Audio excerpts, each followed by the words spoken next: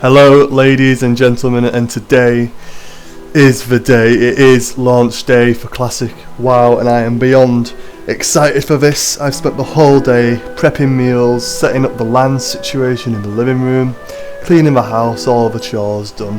I'm all set, ready to go. Now, as it is launch day, I just wanted to share with you my 5 tips on how to make sure you are prepared for when the countdown hits 0. So let's jump right in. So ladies and gentlemen, what would be my first tip to you? Well, my first tip would be to organise your sleep schedule. Now, if you plan on playing for 3 days straight without sleep, good luck to you, because to be honest, you're going to need it. But if you don't want to do that and you want to make sure you're making the most out of your free time, organising your sleep schedule is a great way to make sure that you have little downtime. So I'm going to make sure, for me personally, I get at least 6 hours sleep every night. The last thing I want to be doing is playing with little to no sleep and you're constantly making mistakes. You're not playing right, you keep running into trees, you're nodding off, you're just sat at your desk or drooling on your keyboard. If you organise your sleep pattern right, you can make sure that you get enough sleep and will be at your full potential. So for example, me myself, I am going to be playing for 13 hours a day roughly, maybe more, maybe less. But I'm going to go to sleep around 3 or 4 AM and wake up at 10. Now, why 10 AM? Well, if I wake up at 10 AM, a lot of the players will already be at work. Not everyone who works will be booking off to play Classic for a week or 2 straight. So that means that in between the hours of 8 AM and 5 PM, there will be less players in the world, as that means more mobs, more quest items and more XP. So guys, my second tip would be to make sure your computer and its accessories are working correctly. The last thing you want to do is sit in a 3-hour queue, for example, and then your mouse stops working, or one of your computer fans stop working, or your HDMI cable might stop working. So make sure that you clean out your PC beforehand, get rid of all the dust and general muck. Make sure your room is at a cool temperature to avoid overheating, and make sure all your wires are working and not damaged. While you're at it, maybe clean your monitors as well so that you have no dust or general dirt lying about.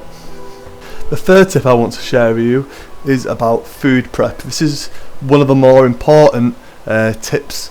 This one is important as this can minimise downtime, but also you want to avoid crashing from certain snacks and drinks. So what I would advise you to do is to take a big stew pot or any like a pasta pot or whatever and make a batch of food that you can put in your fridge for 3 to 4 days. I would also advise to have 1/3 carbs, 1/3 veg and 1/3 meat or protein if you're a vegetarian. Make whatever meal you want. I'm making a Chinese pork stir fry for me and my brother that will be lasting around 3 or 4 days. In terms of snacks, I highly suggest that you buy fruit, various fruits to be honest, nuts, breakfast bars and all that healthy food. I'm not saying you can't have a sugary snack or an energy drink. I myself will be having chocolate lying about, etc.